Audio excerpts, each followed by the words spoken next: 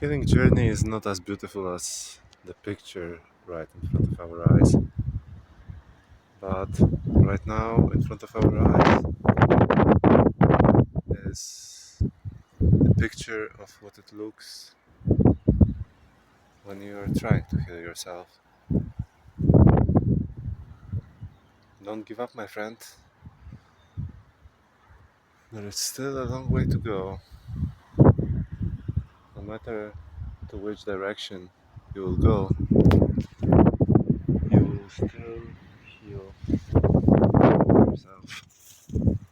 You will still find the path to go through.